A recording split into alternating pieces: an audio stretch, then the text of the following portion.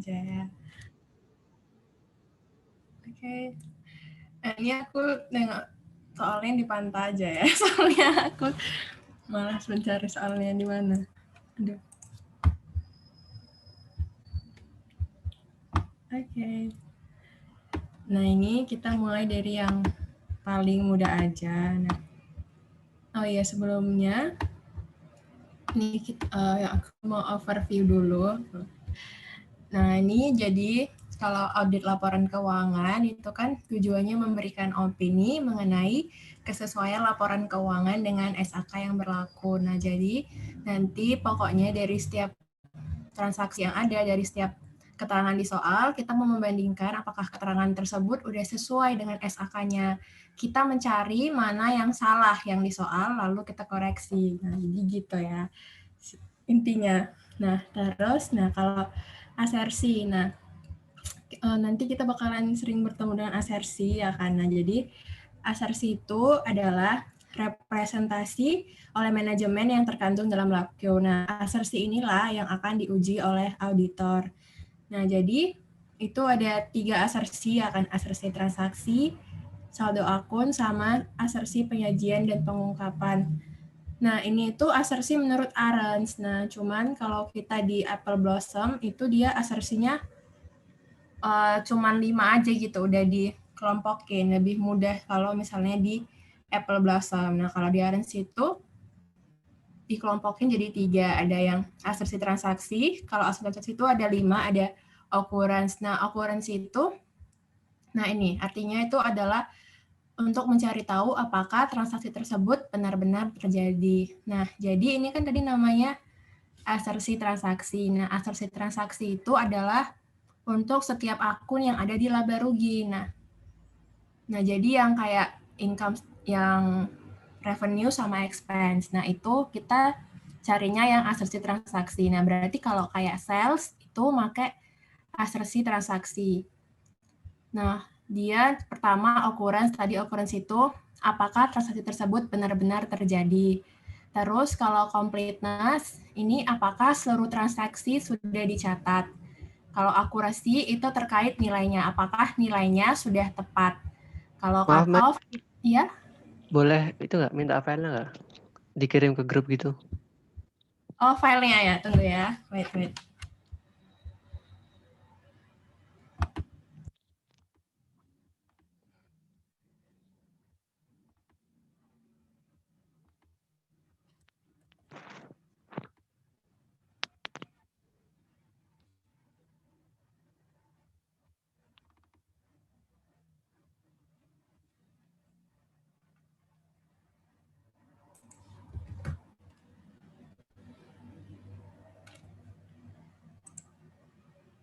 Oke, udah kan.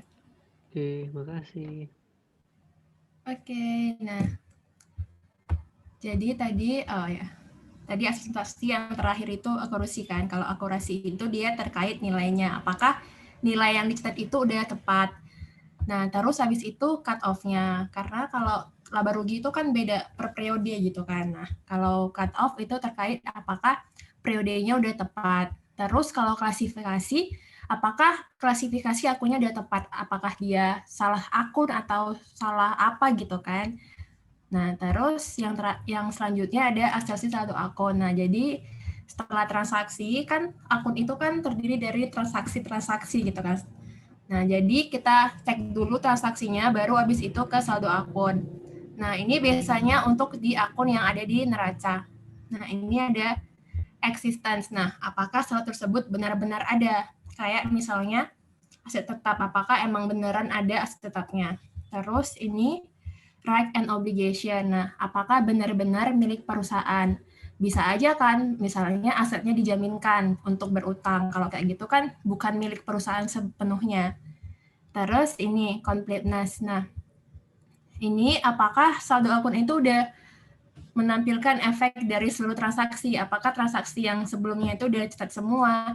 Terus yang terakhir ini ada valuation and allocation. Nah, kalau ini terkait nilainya. Apakah nilainya udah benar kan? Kalau misalnya AR itu ada nyari AFDA-nya. AFDA itu kan dari BDE. Apakah BDE-nya udah benar gitu? Nah, biasanya kalau untuk aset itu kita pakai yang ini ya, existence atau occurrence. Sedangkan kalau misalnya si liabilitas, kita lebih fokus kepada completeness. Kenapa? Karena kalau aset itu kan cenderung dibesar-besarkan. Jadi kita pengen tahu, benar nggak aset tersebut ada. Kalau misalnya completeness, itu kan terkait apakah benar-benar lengkap semuanya. Kalau misalnya liabilitas itu kan dia cenderung dikecil-kecilkan ya kan. Oleh karena itu kita mau melihat apakah semuanya supaya ada yang transaksi liabilitas yang tidak tercatat gitu. Terus yang terakhir ini ada asersi penyajian dan pengungkapan. Nah kalau ini jarang sih ya karena oke. Udah sih itu aja. Nah ini ada bukti audit. Nah kalau bukti audit tadi kan kita kan tadi nge-audit itu mau ngecek asersinya. Nah untuk mengecek asersi kita perlu bukti-bukti ya karena bukti-buktinya itu nah ini ya ini sih bukti audit. Nah bukti itu harus tepat dan cukup. Nah ukurannya itu terkait sama resikonya dipengaruhi oleh resiko yang diterima auditor. Cuman kita tidak ada mencari resiko-resiko kan. Nah, terus habis itu ini jenis-jenis bukti audit itu ada banyak ya nih. Ada observasi, eksaminasi, konfirmasi, dokumentasi, performance, analytical procedure, rekalkulasi, sama inquiry. Oke. Nah, nanti bukti-bukti ini bisa membantu kita untuk membuat prosedur audit nantinya. Oke. Nah, langsung aja kita dari yang paling mudah itu di soal 1. Paling mudah. Tapi sebenarnya ini soal 1 itu mudah, cuman kita harus buat cheat sheet biar mudah dan harus cepat nulisnya ya ampun. Nah, terus oke, nah jadi ini disuruh ngapain ya? Mana ya soalnya? Nah, yang ini nomor 1. Nah, berdasarkan laporan tersebut, hitunglah rasio perusahaan. Nah, kalau ngitung rasio kan udah pernah kita pelajari ya di Mansio dulu. Nah, jadi ini tinggal masukin ke rumus aja. Terus yang kedua, nah, berdasarkan rasio, lengkapilah tabel-tabel di bawah ini. Oke. Nah, terus. Nah, yang pertama, ini ada current ratio. Nah, ini rumusnya current asset dibagi current liability. Nah, ini current asset itu dapatnya dari neraca ya. Nah, ini aku udah langsung ngitungnya. Nah ini dia 48 benar. Oh ya. Ayahnya jadi 14. Nah, dapatlah nanti tinggal masukin aja rumusnya. Nanti dapatlah ini si current rasionya di 13 itu 2,71 dan 2014 itu 5,28 ya kan. Nah, ini biar cepat soalnya kalau ngitungnya kan tinggal masukin aja. Nah, jadi kita fokusnya ke analisisnya aja. Nah, jadi kan sebenarnya kalau di audit ini, kalau dulu kita di Mankio kan gampang ya, tinggal buat bilang aja, oh resikonya makin kecil gitu kan, resikonya lebih kecil daripada resiko industri atau salah. Oh rasionya lebih kecil daripada rasio industri atau rasionya menurun dari tahun sebelumnya, tinggal gitu aja karena kalau misalnya audit itu prakdit itu kita harus menjabarkan dari si rumusnya gitu. Ini kan current ratio itu rumusnya current asset per current liabilities karena kita lihat. Nah, ini kan dia 2013 ke 2014. Ini dia makin tinggi kan current rasionya. Nah, kita nggak cukup hanya bilang current ratio itu naik dari tahun sebelumnya, tapi harus kita jelaskan kenapa dia bisa naik kira-kira gitu. Nah, oh ternyata tadi kan rumusnya current asset per current liabilities. Kita lihat current assetnya. Mana ya? Oh, mana dia current assetnya? Nih. Nah, current assetnya ternyata makin naik ya kan. Oh, berarti current rasionya naik karena current assetnya naik gitu. Nah, terus kita lihat ini kenaikan asetnya ternyata sangat besar ya. 3 kali lipat gitu kan. Nah, berarti perlu dipertanyakan gini, apakah beneran asetnya itu ada? Apakah asetnya benar-benar occurrence gitu ya kan? Atau ada existence gitu. Nah, jadi apa sih gunanya kita melakukan analytical procedure? Nah, analytical procedure ini kan namanya analytical procedure ya, kita ngitung-ngitung rasio. Nah, gunanya itu supaya kita tahu mana sih akun-akun yang sepertinya berpotensi dari ketika kita menghitung rumus gitu, dari rumus-rumus ini gitu. Kayak tadi itu kan si current asetnya ternyata sangat besar perbedaan jumlahnya dari tahun lalu ya, karena berarti tahun ini kira-kira pasti ada itu kan, ada pengadaan aset misalnya. Nah, kita lihat apakah asetnya benar-benar sudah diadakan, apakah cuma aset fiktif kayak gitu. Jadi itu gunanya si analytical procedure. Oke, mana ya? Mana ya tadi? Ini jawabannya di mana? Astaga. Oke, ini datang jawabanku.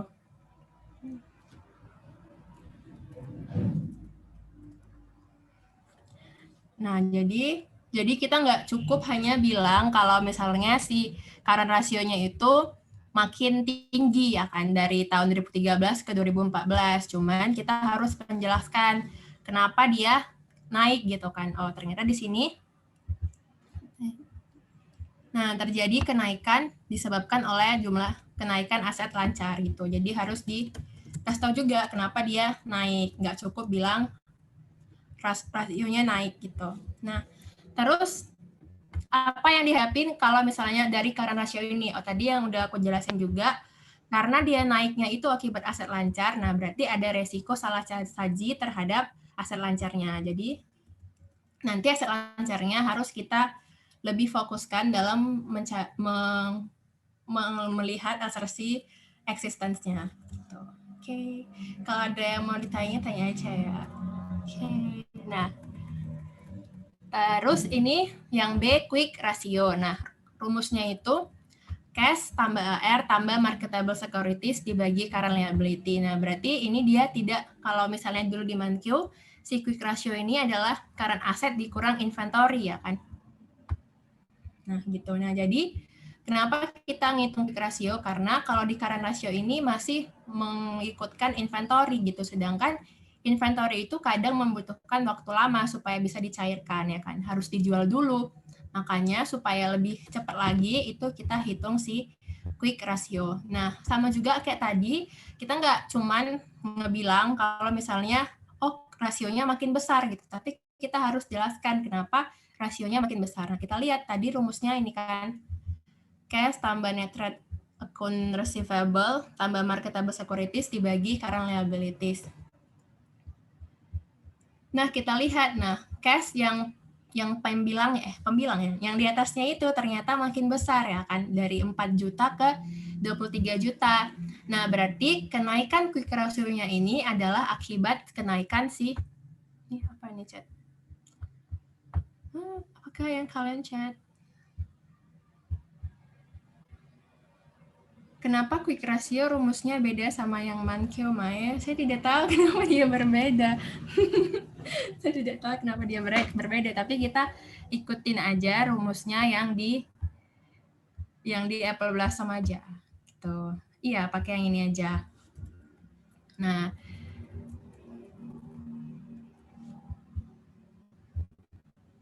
oke, nah terus abis itu mana ya tadi?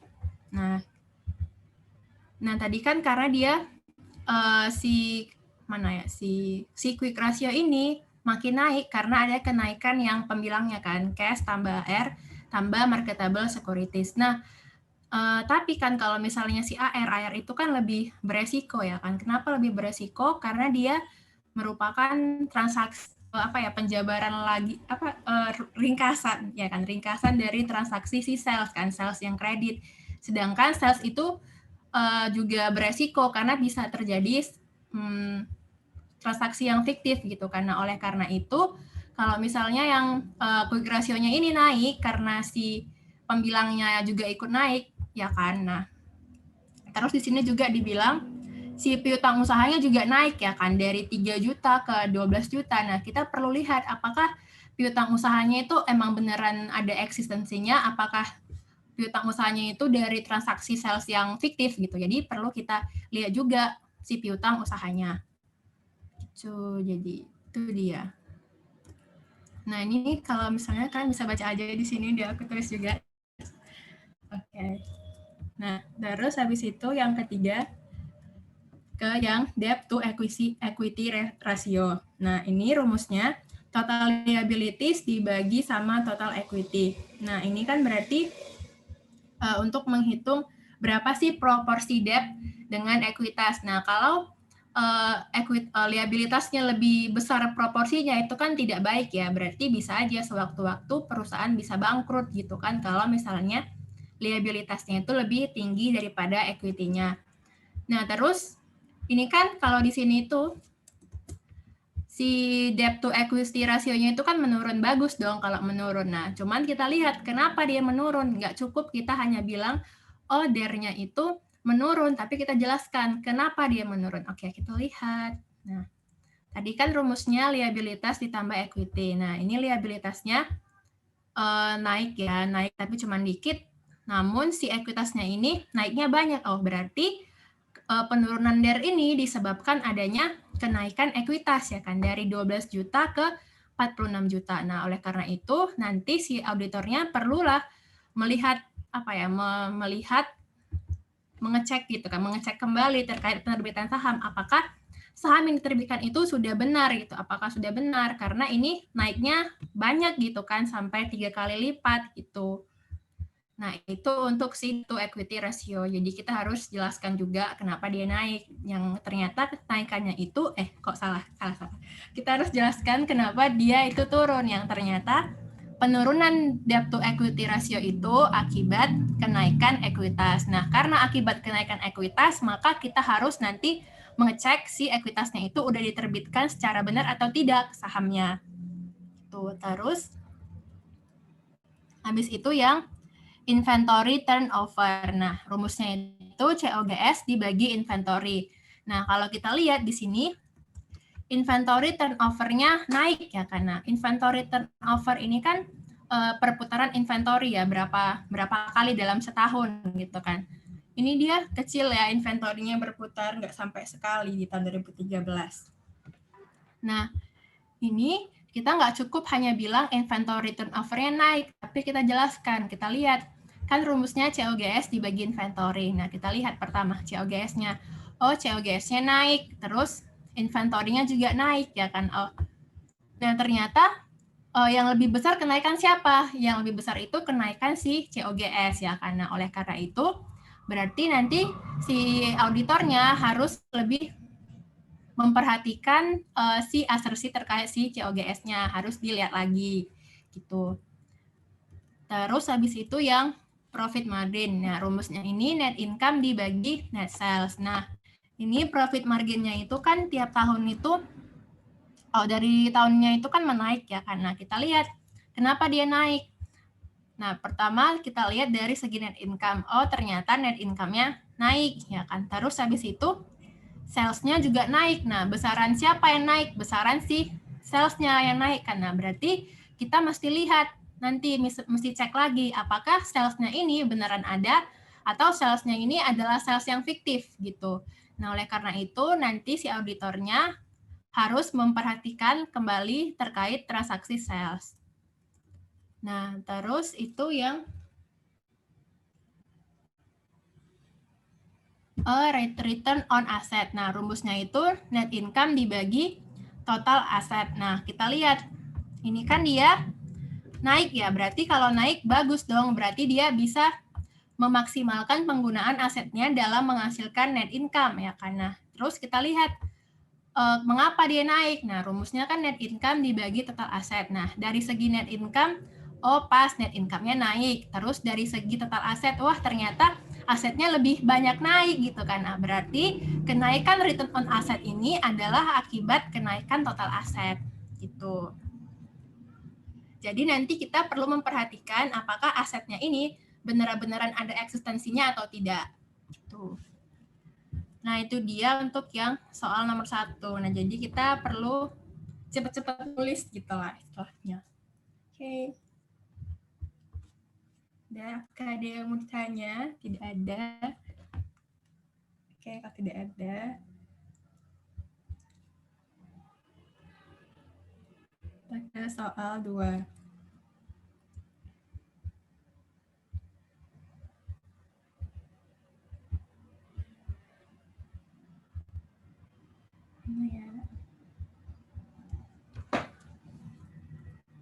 ya. Ini soal 2 itu disuruh mencari, disuruh ngapain? Hitungan penyesuaian yang harus dibuat dan buat daftar penyesuaian. Berarti disuruh ngebuat jurnal penyesuaiannya. Ya, karena kita lihat ini soalnya apa. Nih, Anda merupakan tim audit atas laporan keuangan PT Industri Kimia Indonesia untuk tahun yang berakhir 31 Desember 2016. Terus, PT IKI merupakan perusahaan kimia yang menjual bahan kimia untuk perusahaan farmasi. Perusahaan menjual barangnya 25% di atas harga perolehannya. Terus ini, terkait dengan persediaan perusahaan, Anda melakukan observasi perhitungan fisik yang dilaksanakan pada 30 Desember 2016. Nah, berikut adalah data buku besarnya. Nah, lalu, saat melakukan, ini aku tebal ya, tebal ya, terusnya ini soal 4. Oke. Nah, saat melakukan pengujian visa batas atas pembelian dan penjualan, Anda menemukan bahwa tanggal 31 Desember 2016, dokumen penerimaan barang yang digunakan adalah nomor RR 1063 dan tidak terdapat pengiriman barang atas penjualan dengan invoice lebih besar dari SI 968. Oke.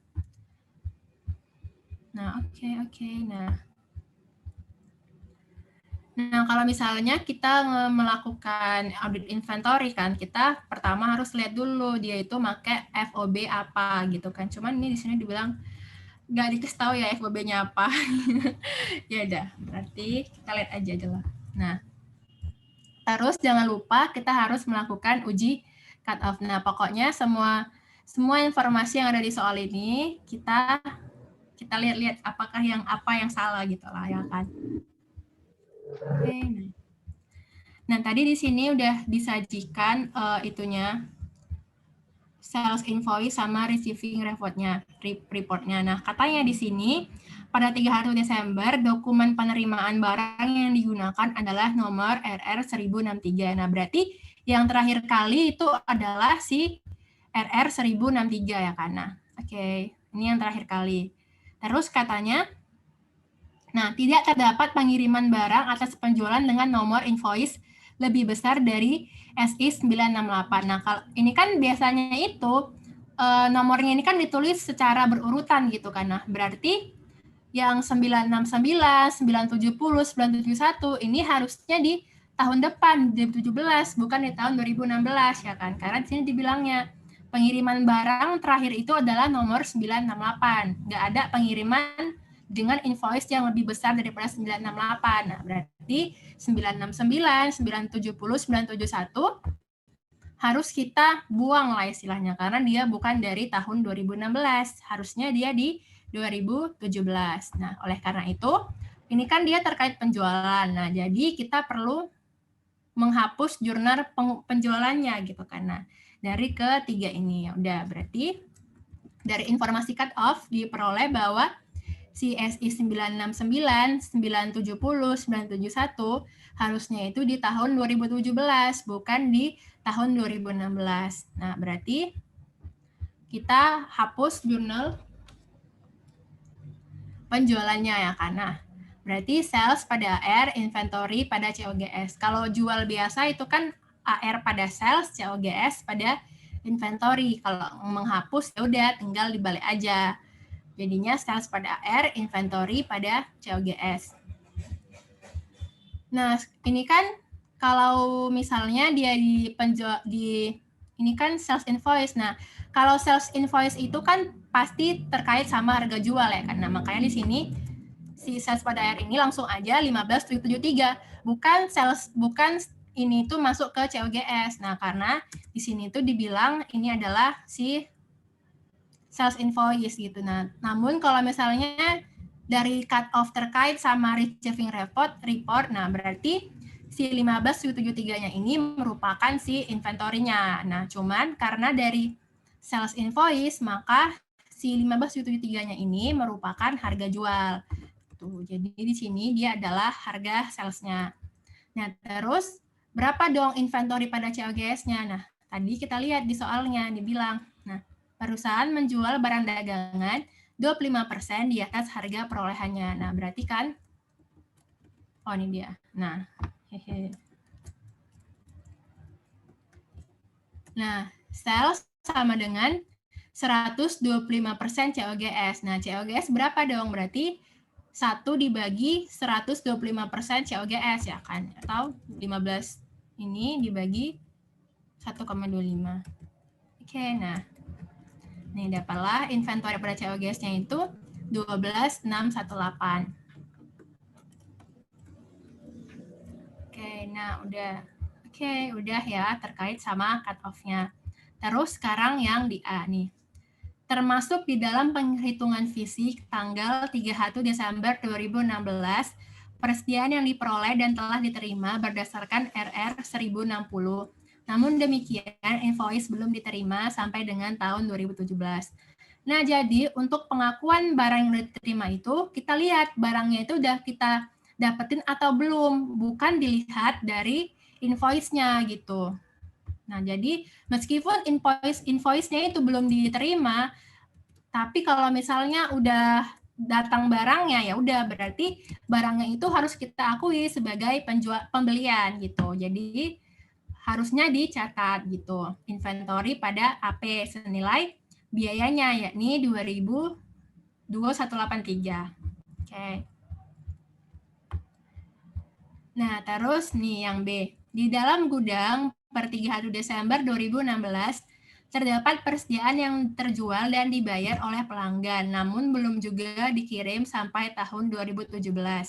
Persediaan tersebut dijual dengan menggunakan invoice nomor SI 965. Mana ya SI? Oh, yang ini ya. Persediaan tersebut tidak dimasukkan ke dalam nilai persediaan. Nah, berarti di sini dibilang kalau misalnya persediaannya itu udah nggak dimasukkan lagi ke nilai persediaan, berarti apa dong? Nah, berarti maksudnya persediaannya itu udah dicatat sebagai udah terjual gitu.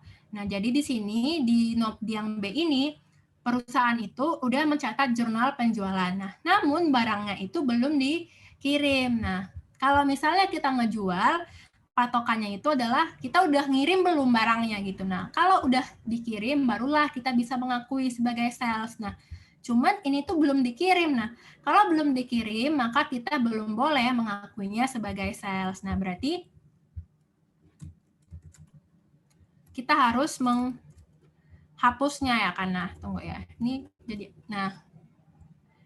tunggu ya, ini jurnal yang dicatat. Ini aku buat jadi bingung menjelaskan yang ininya. Nah, kalau jurnal yang dicatat perusahaannya ini yang salah maksudnya. Yang salah itu kan dia berarti cash ya kan, cash, sales, terus inventory pada COGS ya kan. Ini senilai 5195. Ini dari yang ini ya, katanya dibilangnya 965, di soal ini udah ada 965 ini. 965 itu 5195. Nah, inventory pada COGS-nya berapa? Tinggal dibagi 125%. Nah, ini adalah jurnal yang salah ya kan. Nah, sedangkan jurnal yang benar itu kan harusnya no entry ya kan, harus no entry sih. Harusnya yang benar itu cash pada unearned revenue ya kan. Nah, kenapa pakai unearned revenue? Karena sales itu diakui kalau misalnya barangnya udah dikirim alias barangnya itu udah terjadi perpindahan kepemilikan. Nah, sedangkan ini barangnya itu belum dikirim, belum terjadi dong pemindahan kepemilikan. Nah, oleh karena itu belum boleh diakui sales. Nah, cuman karena kita udah menerima uang, gimana dong nyatetnya? Ya udah, berarti nyatetnya itu cash pada unearned revenue. Nah, senilai harga jualnya. Nah, terus gimana jurnal koreksinya? Ya udah, berarti jurnal koreksinya di sini aja. Yang ini jurnal koreksinya. Oke.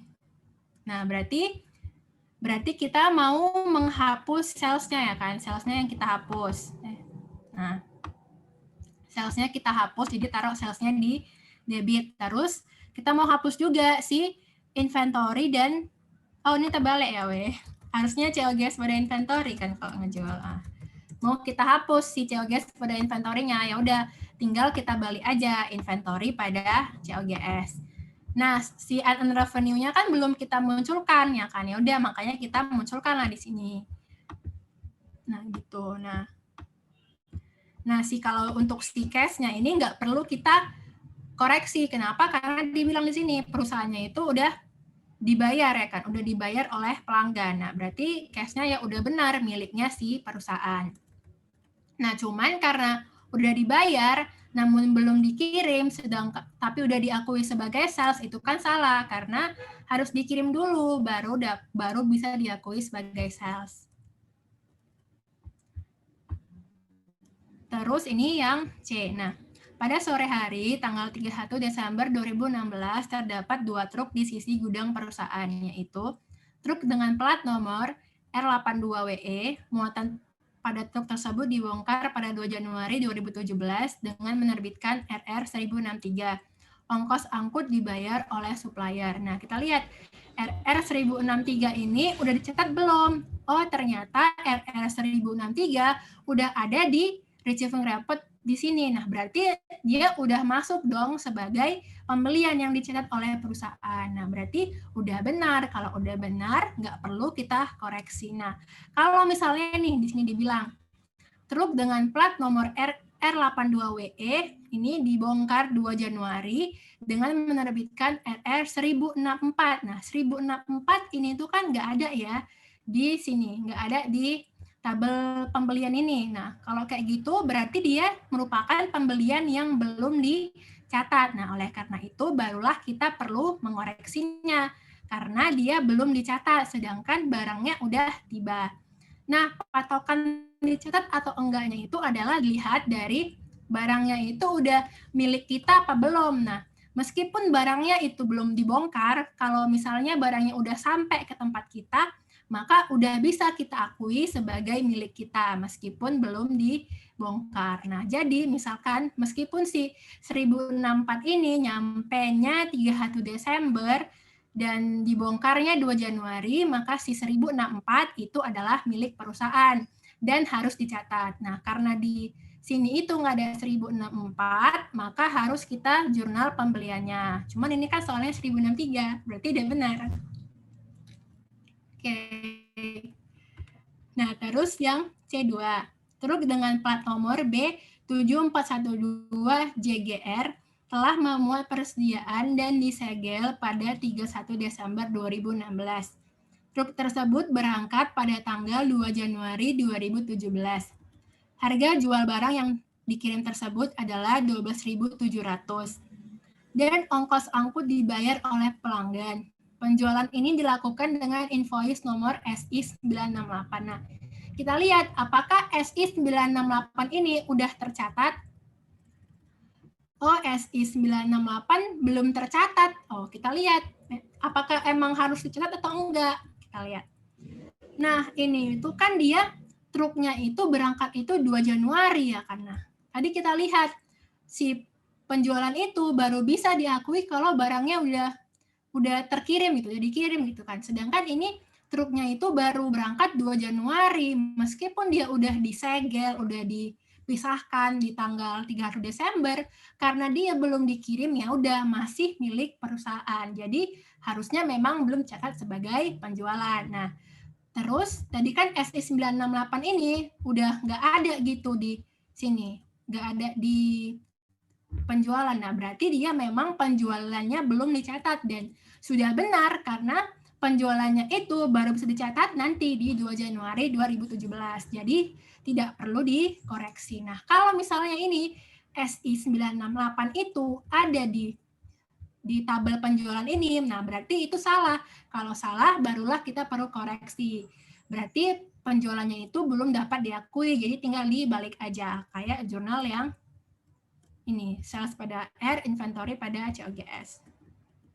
Kalau misalnya si SI968 itu dia belum kalau misalnya SI968 itu udah dicatat, padahal seharusnya belum boleh diakui sebagai penjualan.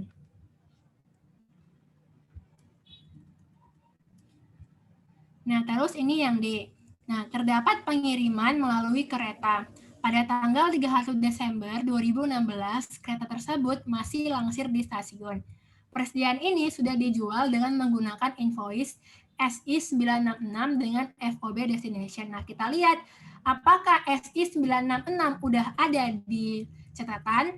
Oh, ternyata SI 966 udah ada yang ini. Desember 28 SI 966 seharga 19.270. Terus kita lihat apa sih yang salah. Nah, ternyata ini tuh pakai FOB destination. Nah, sedangkan keretanya ini masih di stasiun, belum sampai ke tempat si pembeli. Nah, karena kita menggunakan FOB destination, maka penjualan itu diakui kapan? Nah, kalau pakai FOB destination, penjualan itu diakui ketika barangnya udah nyampe di tempat pembeli, ya kan? FOB destination diakui penjualan ketika barang sudah sampai di tempat pembeli. Nah, kalau FOB shipping point, penjualan diakui ketika barang sudah keluar dari gudang penjual. Nah, karena ini make FOB destination yang diakui penjualan itu kalau udah sampai, ya kan, udah sampai, sedangkan ini itu masih di stasiun, berarti belum boleh dong diakui sebagai sales. Nah, oleh karena itu, perlulah kita menghapus jurnal salesnya, karena salah. Harusnya itu belum boleh diakui salesnya. Tinggal dibalik aja berarti. Sales pada AR, inventory pada COGS. Nah, ini nilainya berapa? Tadi nilainya ini ada di sini. Nih, 966, 19.270. Nah, inventory pada COGS-nya berapa? Tinggal 19.270 dibagi 125%. Tuh. Oke. Itu yang D. Nah, ini yang E. Terdapat persediaan berada dalam perjalanan pada tanggal 31 Desember 2016. Persediaan tersebut diterima dengan menggunakan RR 1064. Pembelian atas persediaan tersebut adalah FOB destination dan biaya angkut dibayar oleh PT IKI senilai 75. Namun demikian, biaya angkut tersebut akan dikurangi dari harga pembelian sebesar 975.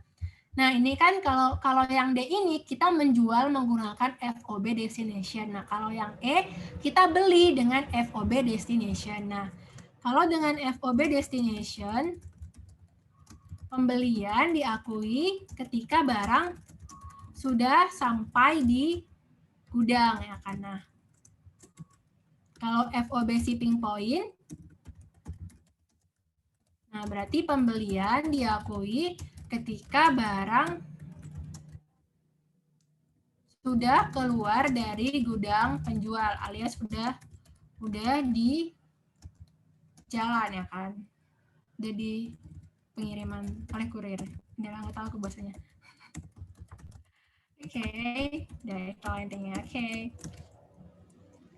Terus, nah karena ini kan dia berarti barangnya itu masih di jalan, ya kan, barangnya masih di jalan dengan barangnya FOB destination, barangnya masih di jalan sehingga belum dapat diakui sebagai pembelian, ya karena. Nah, harusnya ini nggak diakui sebagai pembeliannya. Nah, kita lihat apakah si perusahaan ini mencatat si RR 1064. Nah, kita lihat. Oh, tidak ada RR 1064. Berarti udah benar pembeliannya itu tidak dicatat, sudah benar. Karena itu tidak perlu dikoreksi karena si perusahaannya ini udah tidak mencatatnya. Jadi ya udah biarkan aja. Terus sekarang yang F nih. Termasuk di dalam persediaan adalah persediaan yang terkena hujan pada saat pengiriman sehingga tidak dapat dijual. Nah, harga perolehan persediaan adalah 12.250 dengan biaya angkut 350 dan telah dibayarkan. Nah, ini kan berarti barangnya rusak, ya, karena ini tuh berarti kalau rusak ya udah berarti kerugiannya si perusahaan. Nah, ini kita bisa pakai jurnal spoiled expense pada inventory. Nah, berarti ya udah inventory-nya berkurang ya kan, karena dia rusak, makanya di sini inventory-nya dikredit. Nah, senilai berapa? Berarti kalau persediaan itu kan kalau inventory itu kan dia itu merupakan harga perolehan ditambah biaya angkut ya kan. Udah berarti tinggal ditambahin aja. Harga perolehannya 12.50 ditambah biaya angkutnya 350, berarti dia rugi 1.600. Nah, ini bisa pakai spoil expense, bisa pakai loss on inventory, bisa juga. Oke, ya terserah ya. Tergantung di soalnya disuruh apa, cuma soalnya nggak ada bilang apa-apa. Oke. Ini dia yang soal nomor 2. Gak ada yang mau ditanya? Nah, ya, mau nanya dong. Ya? Ya.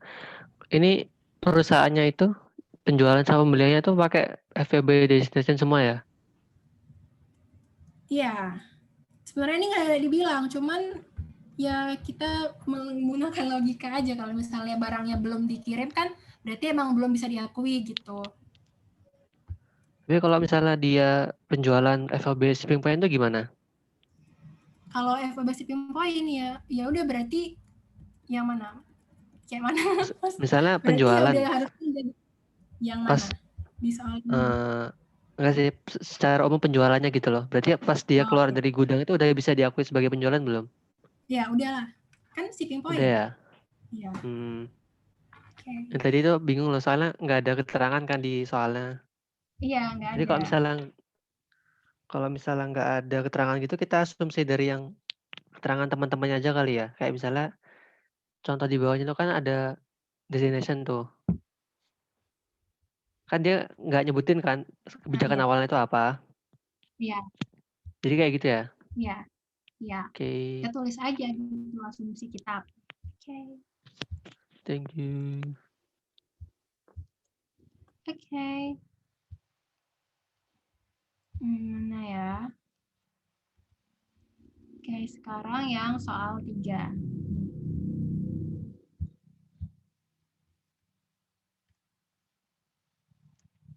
Oke, nah soal 3 ini disuruh ngapain? Nah, berdasarkan hasil rekonsiliasi yang dilakukan, evaluasi apakah semua penyebab perbedaan tersebut dapat diterima sehingga saldo yang tercatat di perusahaan dapat diterima. Yang B, jelaskan prosedur tambahan apa saja yang dapat dilakukan untuk menindaklanjuti perbedaan. Terus yang C, atas surat konfirmasi yang tidak dibalas, jelaskan prosedur alternatif. Nah, jadi ini kalau yang B ini prosedur tambahan, kalau yang C ini prosedur alternatif. Terus yang A ini disuruh kita apakah perbedaannya ini dapat diterima atau enggak. Nah, jadi ini tuh sebenarnya auditnya ini sebenarnya semua tergantung professional judgment. Oke. Nah, berarti kita jawab aja. Nah, sebagai bagian dari proses audit laporan keuangan PT Bahtera Sejahtera 31 Desember 2016, auditor saat ini sedang mengaudit utang usaha perusahaan. Auditor mengirimkan surat konfirmasi positif utang usaha kepada 22 supplier perusahaan. Nah, dari 22 surat konfirmasi tersebut, 4 supplier tidak membalas surat tersebut, dan 5 supplier menginformasikan adanya perbedaan jumlah dengan catatan perusahaan.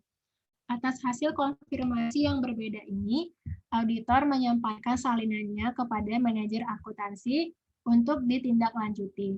Beberapa hari kemudian, manajer akuntansi PT Bahtera Sejahtera memberikan penjelasan sebagai berikut. Nah, jadi awalnya si auditornya itu memberikan konfirmasi melakukan konfirmasi ya kan kepada supplier A, B, C, D. Terus dibalas nih. Itu kan. Nah, terus nih kita lihat. Nah, kalau ada konfirmasi dari supplier dan ada saldo buku dari klien, nah kita harus membandingkan. Nah, siapakah yang benar? Si hasil konfirmasi atau hasil dari PT bukunya atau hasil dari bukunya PT Bahtera gitu kan si klien. Nah, kita lihat apakah terdapat perbedaan atau enggak. Nah, kalau misalnya enggak ya udah bagus berarti benar. Kalau misalnya ada perbedaan, kita lihat perbedaannya kenapa dan apakah perbedaannya kenapa dan saldo siapa yang benar gitu ya kan kalau misalnya ada perbedaan. Nah, kita lihat pertama di supplier A. Saldo konfirmasinya itu 6.618 ya kan. Terus Kalau saldo per buku itu 2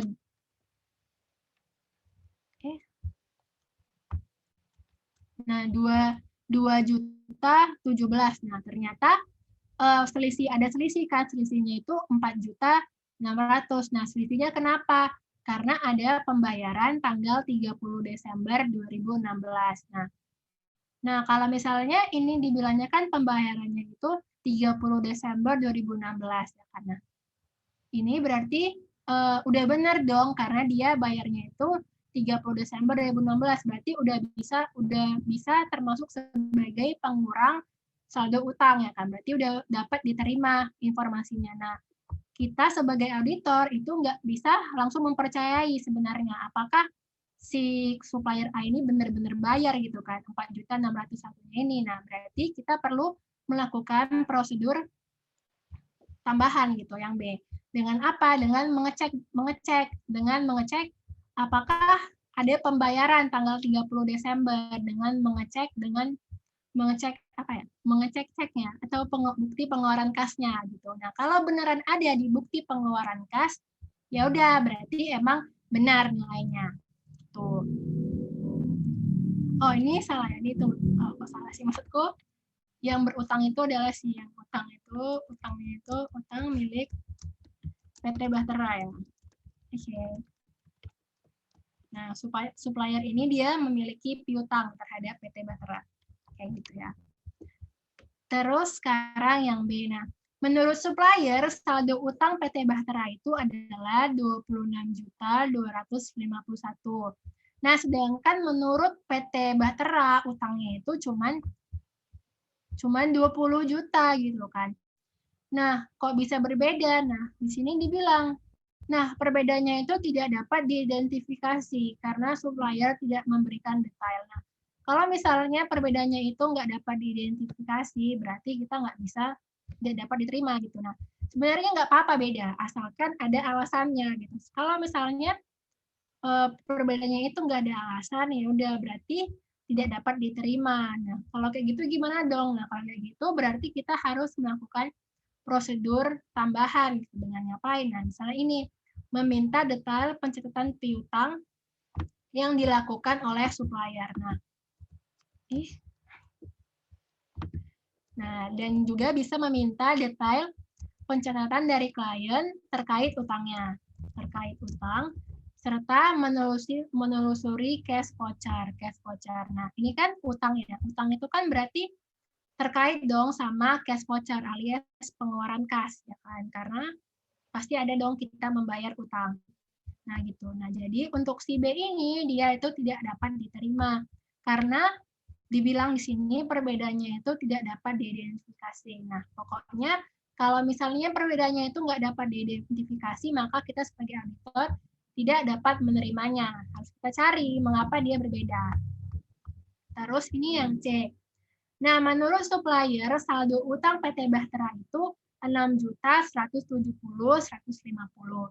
Namun menurut si Bahtera, utangnya itu adalah 3.810.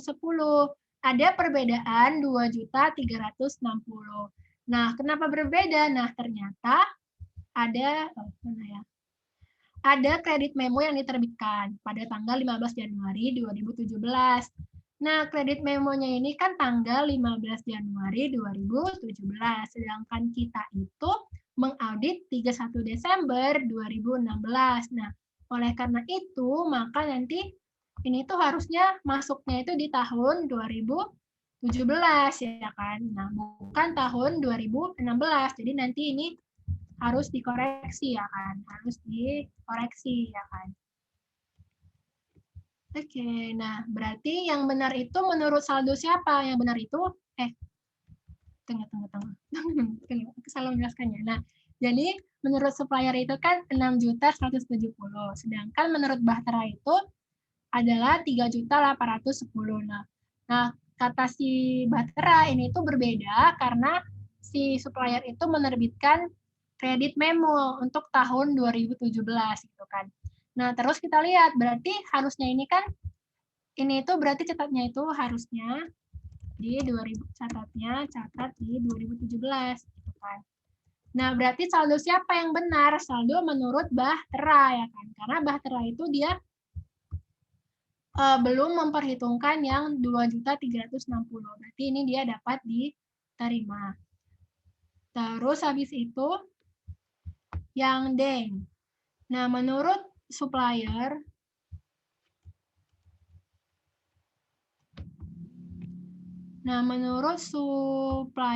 itu nilainya adalah 8.619.210. Terus sedangkan menurut Bahtera itu adalah 5.834. Nah, berarti ada perbedaan ya kan? Perbedaannya 3 jutaan gitu kan. Nah, kenapa berbeda? Nah, ternyata perbedaannya itu karena yang ini pembayaran pada tanggal 2 Januari 2017 dan sama pembayaran yang tidak dapat diidentifikasi. Nah, pokoknya kalau dia nggak dapat diidentifikasi, maka kita nggak boleh menerimanya. Jadi ini sudah pastilah tidak dapat diterima. Nah, kalaupun di sini dibilang karena ada pembayaran pada tanggal 2 Januari 2017, maka ini tuh tetap salah ya, karena harusnya catat di 2017 ya kan gitu. Bukan di 2016. Oke. Nah, terus habis itu yang E. Nah, menurut supplier saldonya itu adalah 9.618. Sedangkan menurut Bahtera itu adalah 5.885 ya kan. Ada perbedaan. Kenapa berbeda? Nah, ternyata perbedaannya itu akibat invoice yang belum diterima dan pembayaran tanggal 20 Desember 2016. Nah, invoice-nya itu 2.733 sama pembayaran tanggal 20 Desember 2016. Nah, jadi kalau misalnya pembelian itu meskipun invoice-nya itu belum diterima, tetap harus kita catat sebagai pembelian dan menambah utang. Nah, namun si Bahtera ini dia nggak nyatet utangnya, ya kan. Terus ini ada pembayaran tanggal 20 Desember 2016.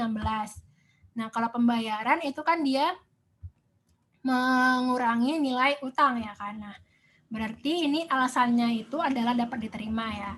Jadi ini tuh kita hanya ngecek apakah alasan perbedaannya itu dapat diterima ya, bukan mengecek saldo siapa gitu yang benar. Oke. Nah, kita cuma melihat apakah perbedaannya dapat diterima.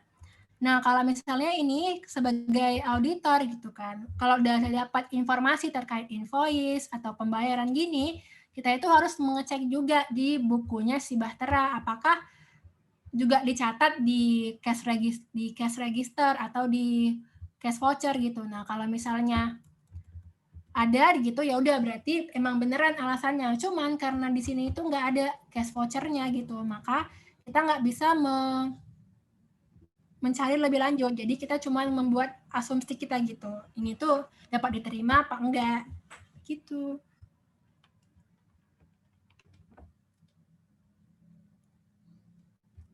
Oke.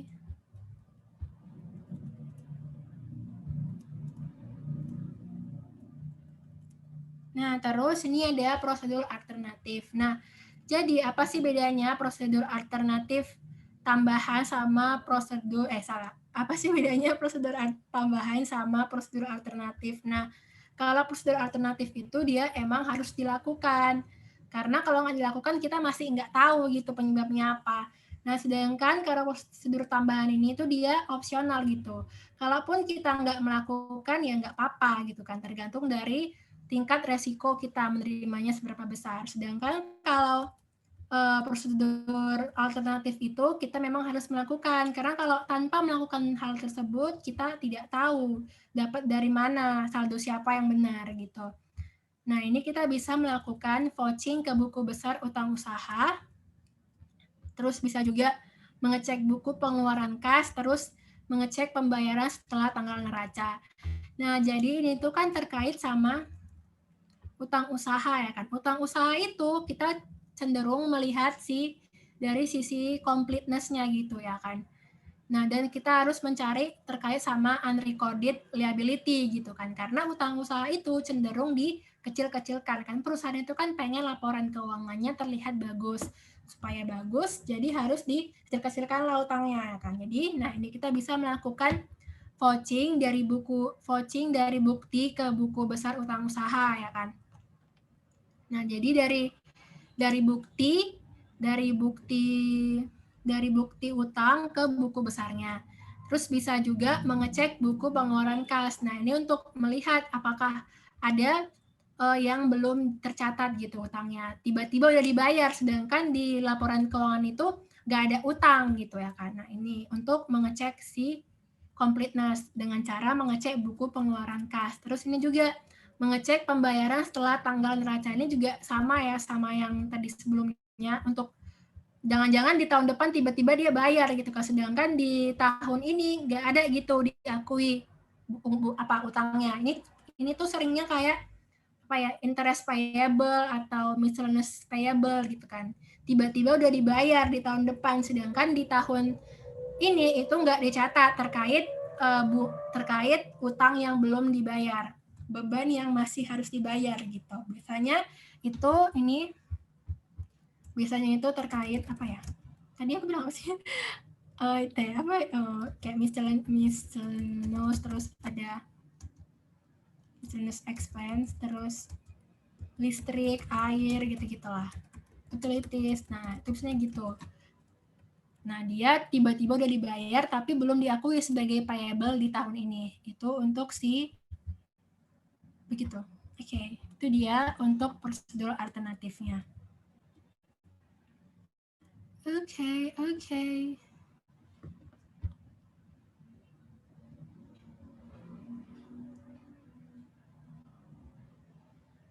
Nah, terus habis itu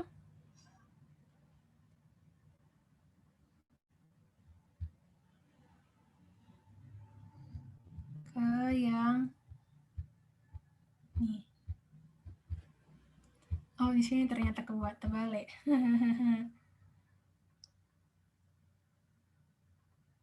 Oke. Nih, soal 4 aset tetap. Ini kita disuruh ngapain? Disuruh apakah pernyataan junior auditor bahwa mereka sudah menguji asersi terkait dengan peralatan sudah tepat? Apabila sudah tepat, tentukan asersi apa saja yang sudah teruji dari prosedur terkait yang sudah dilaksanakan oleh auditor. Apabila belum tepat, identifikasi asersi apa yang sudah teruji dan prosedurnya, dan asersi apa yang belum teruji beserta prosedur yang diharuskan untuk dapat mengujinya. Terus, apakah saudara setuju dengan jurnal koreksi yang diusulkan oleh junior auditor? Apakah ada jurnal koreksi lain yang diperlukan? Apabila ada, buatlah jurnal koreksi tersebut. Nah, jadi ini tuh kita mau mengecek hasil audit dari junior kita. Kita sebagai auditor senior mau ngecek ya kan. Nah, di sini. Anda sebagai auditor senior ditugaskan membimbing auditor junior dalam melakukan audit atas aset tetap. Sebagai bagian dari audit atas laporan keuangan PT Catch.me yang berakhir 31 Desember 2019. PT Catch.me merupakan perusahaan telekomunikasi nirkabel yang berdiri pada 1 Januari 2019.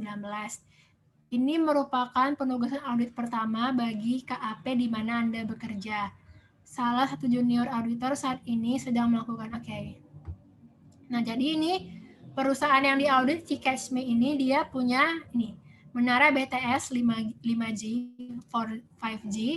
Perolehannya 2019, jumlahnya 1000, harga perolehannya 500 juta, masa manfaatnya 10 tahun. Kebijakan perusahaan adalah mendepresiasikan peralatan ini dengan metode garis lurus tanpa nilai sisa. Terus ini ada memo dari junior auditor terkait prosedur apa saja yang sudah dilakukan. Nah, tadi itu kan kita disuruh melihat apakah si pernyataan auditor itu kalau mereka udah menguji seluruh asersi itu udah tepat. Nah, berarti kita mau, kalau tadi kan sebelumnya itu kita menguji apakah transaksinya benar gitu kan. Nah, kalau ini di sini kita mau menguji apakah auditnya udah benar gitu kan. Itu bedanya sama soal-soal sebelumnya. Oke, ini kita lihat ya. Dia udah ngapain aja nih. Si junior auditor. Nah, Ih, gak gue tulis ya ternyata. Oh. Nah, ini ya, nih. Di nomor 1 dia ngapain nih? Kami memperoleh daftar peralatan yang dimiliki perusahaan. Perusahaan memiliki 1000 BTS 5G, 5G dengan sebaran sebagai berikut ya. Wilayah pusat, wilayah utara, wilayah selatan, wilayah barat, wilayah timur, dan ini yang nomor 6 ini gudang kantor operasional. Berarti ini apa maksudnya ini? Si BTS-nya ini masih berada dalam gudang, belum dipakai. Ada sebanyak 100 buah. Nah berarti dari nomor 1 ini dari dia bertanya gitu kan, bertanya. Jadi dia dapat apa aja? Pertama dia udah melakukan inquiry ya kan, dia udah bertanya ke PT siapa sih? PT Catchme. Jadi dia udah bertanya ke PT Catchme. PT Catchme ini udah punya apa aja sih ya kan? Bener nggak BTS-nya ini beneran 1000? Oh, pas ditanya ternyata benar 1000 dan dikasih juga daftar peralatannya. Ternyata ada berapa yang dipakai ini? Ada 900 jumlah BTS yang dipakai. 100 BTS itu masih dalam gudang. Nih di nomor 6, gudang kantor operasional. Terus nomor 2, atas informasi tersebut. Nah, jadi setelah dapat daftar peralatan, nah si auditor junior ini nggak langsung percaya. Dia melakukan pemeriksaan fisik. Nah, berarti yang kedua dia melakukan pemeriksaan fisik. Apa ini? Physical exam, physical. Nah, nih ya kan. Nah, semua BTS di wilayah yang kami sampel terpasang dan sudah berfungsi. Nah, berarti dia udah ke 5 ini ya. Pusat, utara, selatan, barat, timur. Udah, semua udah terpasang dan berfungsi. Terus ada tag ya kan, ada memeriksa fisik, terus ternyata juga ada tag identitas ya kan. Nah, untuk BTS yang masih di gudang, kondisinya baik dan siap untuk dipasang. Terus yang ketiga, kami melakukan wawancara dengan manajer teknik dan diperoleh informasi bahwa semua BTS sudah terpasang berfungsi sejak 5 Januari 2019. Berarti dia udah melakukan wawancara, inquiry juga kan. Nah, terus ini nomor 4 juga dia mewawancara ya. Wawancara. Nih, wawancara dengan manajer keuangan diperoleh informasi bahwa semua BTS telah berfungsi 5 Januari 2019. Biaya pemasangannya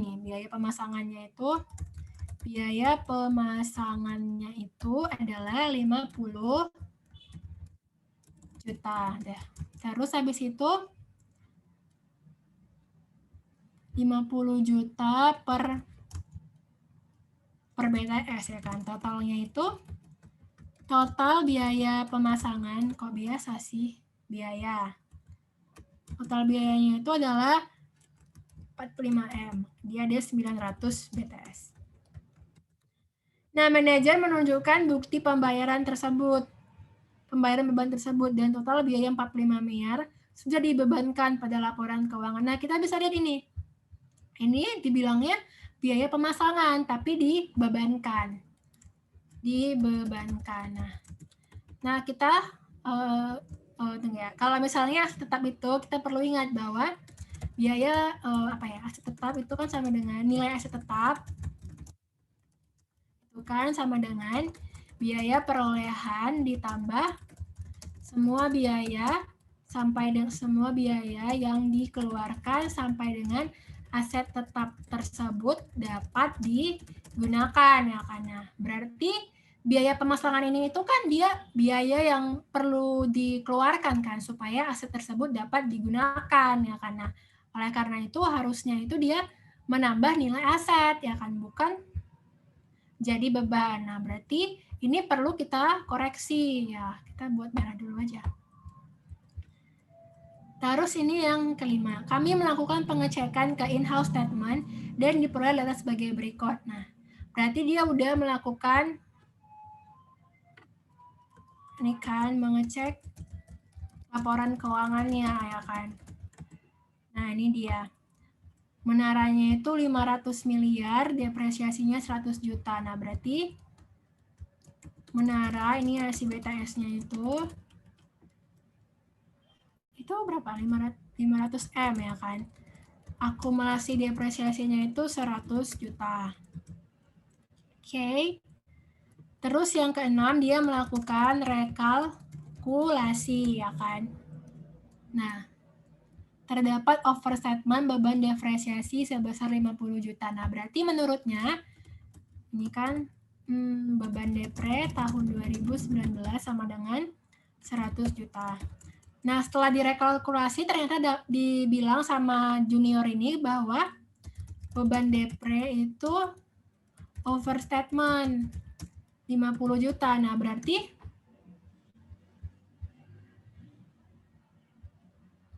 oh ya, ini 100 miliar ya. Oke.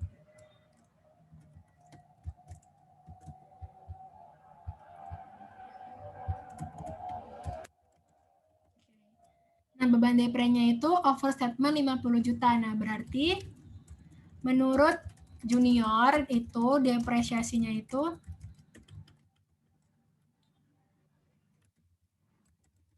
berapa ya? Ini aku tidak tahu. Bilangkannya. Oke, udah. Udah lah, segini lah ya. Oke lah. Terus, dah. Berdasarkan hasil audit kami, selain koreksi yang kami sampaikan di atas, peralatan telah disajikan dengan wajar. Semua bukti audit untuk menguji asersi atas peralatan telah kami peroleh. Nah, jadi menurut si auditor junior, dia udah melakukan semua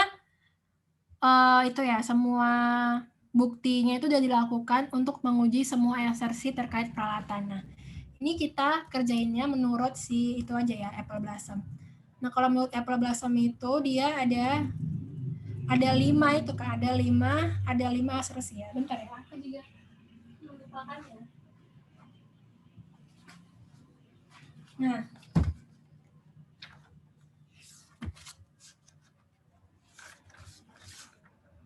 oke nih.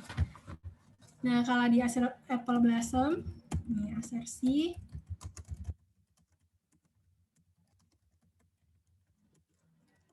Nah, ada asersi apa aja sih kalau menurut Apple Blossom? Mau kita cek, bener nggak si auditor junior ini udah mengecek semua asersinya. Nah, yang pertama itu dia ada asersi existence atau occurrence.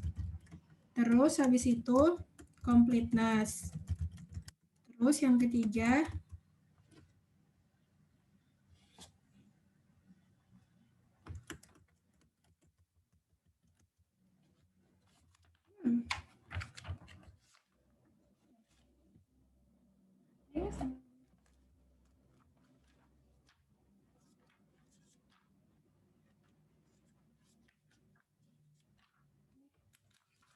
iya, yang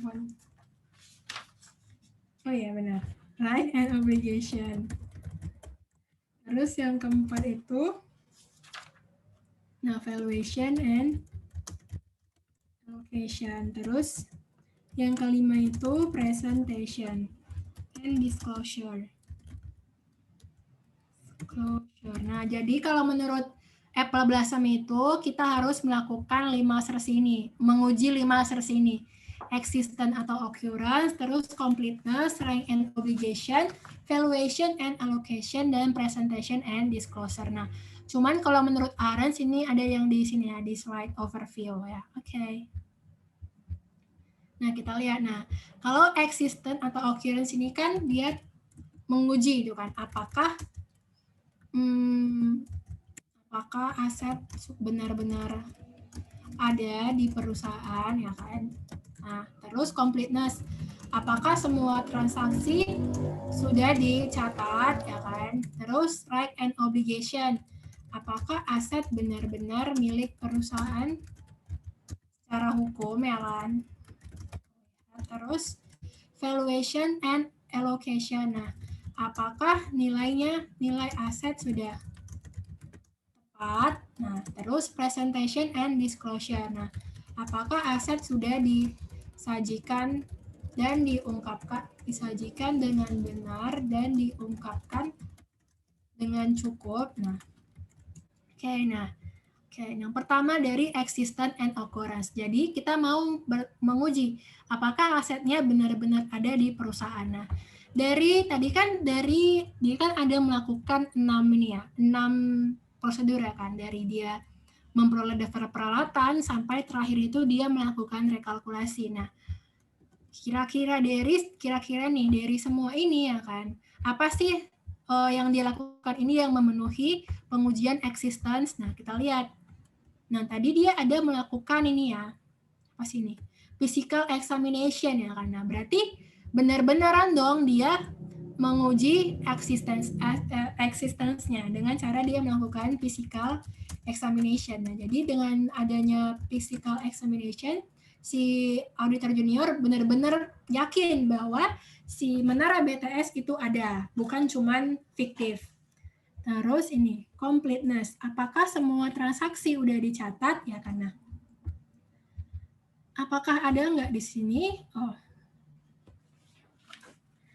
tidak ada ya kan? Tidak ada. Kenapa kita bilang tidak ada? Karena di sini dibilang si biaya ini itu kan dia nyatetnya itu bukan ke nilai aset, tapi malah dibebankan gitu. Nah, makanya di situ dibilang semua transaksinya itu belum dicatat gitu. Karena ada transaksi yang masih belum dicatat, yakni yang 45 miliar ini yang dibebankan. Nah, ini dia belum dilakukan. Nah, terus ini right and obligation. Apakah aset tersebut benar-benar milik perusahaan secara hukum? Nah, tadi dia udah memeriksa tag identitas ya kan. Nah, berarti ini udah dilakukan. Terus ini valuation and allocation. Apakah nilai asetnya udah tepat? Nah, tadi si auditor junior ini udah menghitung ulang gitu terkait si depresiasinya. Nah, berarti udah dilakukan ya kan. Apa nih dilakukannya? Rekalkulasi. Okay. Yang kelima, apakah aset sudah disajikan dengan benar dan diungkapkan dengan cukup? Nah, tadi si auditor junior ini udah mengecek laporan keuangan kan dari yang nomor 5. Sudah ya kan? Sudah. Nah, berarti dia udah menguji kelima asersi. Dia belum menguji kelima asersi. Ada asersi completeness yang belum dicek gitu kan oleh si auditor junior. Nah, ini kita bisa melakukan tracing untuk menguji completeness. Kalau tracing ini berarti dari aku lupa ya. Tracing itu sama poaching, aku lupa melupakannya. Oke lah, pokoknya ini jawabannya itu kita bisa melakukan tracing untuk mengecek si completeness-nya. Oke. Nah, terus habis itu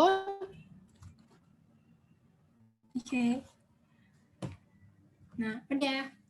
Nah, berarti tadi jawabannya itu dia belum menguji si completeness dan ini ya udah harus diuji. Prosedurnya itu kita dapat melakukan tracing.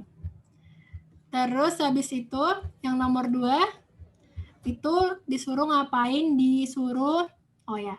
Apakah kita setuju dengan usulan koreksi dari junior auditor? Nah, si junior ini dia mengusulkan jurnal koreksinya itu akumulasi depresiasi pada depresiasi sebesar 50 juta karena terdapat overstatement. Oke. Nah, kita lihat apakah kita setuju. Nah, tadi sebelum kita lebih lanjut melakukan ini, tadi kita udah menandai ya kan yang merah-merah ini. Nah, bahwa tadi harusnya itu biaya pemasangan itu masuk ke dalam aset tetap ya kan, bukan jadi dibebankan gitu kan. Berarti ini harus kita koreksi. Nah, biar mudah kita menyandingkan aja gitu. Jurnal yang dibuat, terus jurnal yang seharusnya, terus jurnal koreksinya apa. Nah, yang dibuat auditi itu, tadi kan dia dibilangnya ini, si 45M-nya itu catat sebagai beban. Berarti beban pada kas 45 juta. Nah, sedangkan seharusnya itu adalah beban tersebut harusnya menambah nilai aset itu kan. Tadi kita ingat bahwa aset itu nilainya adalah biaya perolehan ditambah semua biaya terkait sampai dengan aset tersebut dapat digunakan, ya kan. Berarti harusnya ini menambah nilai aset peralatan pada kas senilai 45 miliar. Nah, jadi kita harus menghapus dong si beban instalasi. Ya udah kita kredit aja dan memunculkan si pelaratan, ya kan. Nih. Nah, ini dia. Jadi ini jurnal koreksinya. Ini biruin aja.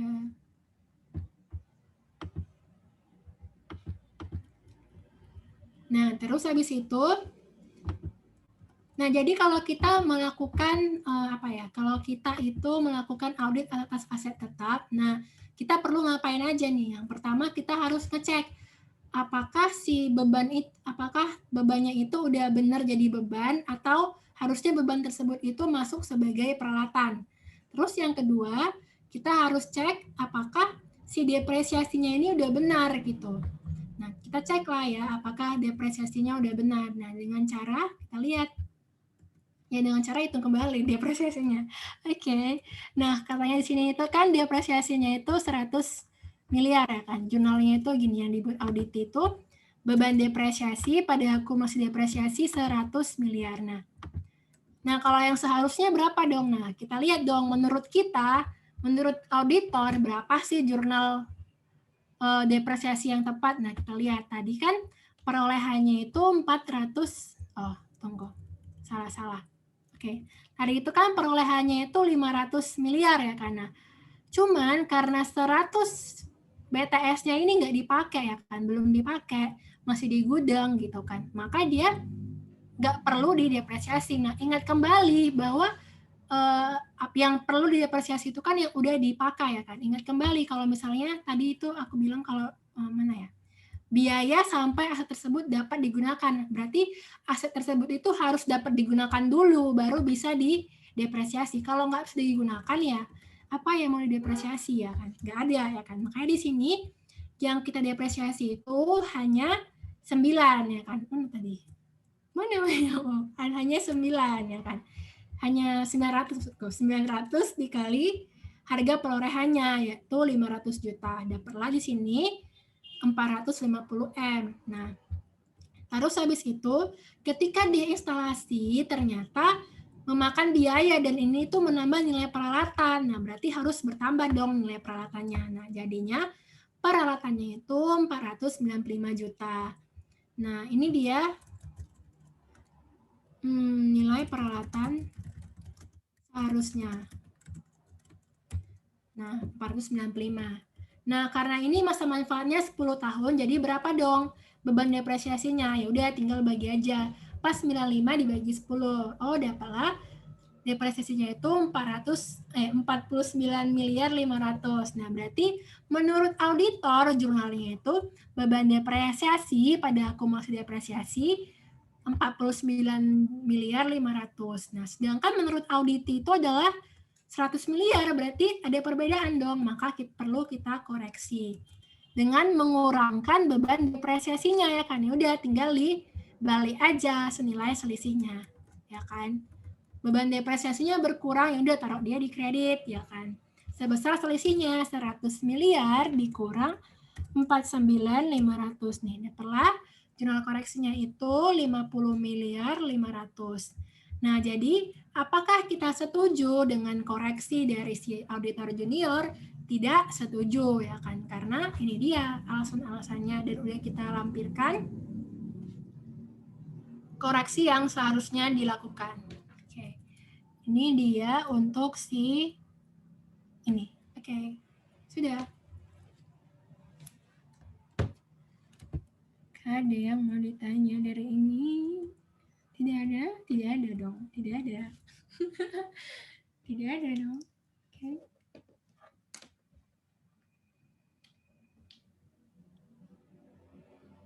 Mai, mau nanya dong? Iya. Itu yang 450 dari mana ya? 450 oh. Nah, tadi kan kita punya 1000 nih ya, 1000 BTS. Nah, sedangkan yang 100 BTS ini itu masih di gudang. Nah, karena yang didepresiasi itu yang dipakai gitu kan. Nah, makanya di sini 900 BTS dikali harga perolehannya 500 juta. 900 kali 500 juta dapatlah 450 miliar gitu. Terus ini dari yang biaya instalasi gitu. Tuh, dapat 495.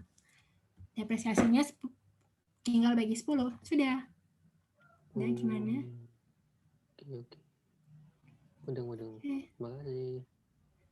Oke, apakah tidak ada lagi yang ditanya?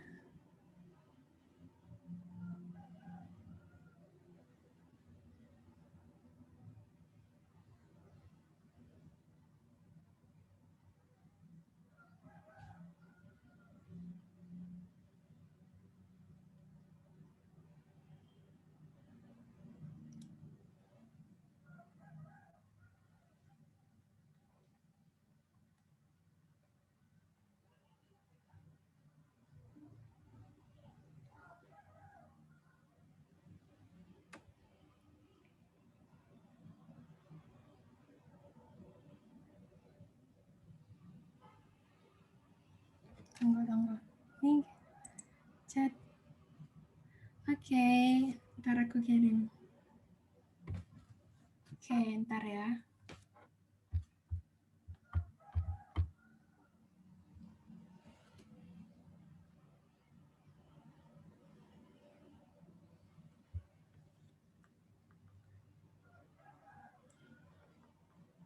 Nah, kalau nggak ada lagi yang mau ditanyakan, aku serahkan ke Dias.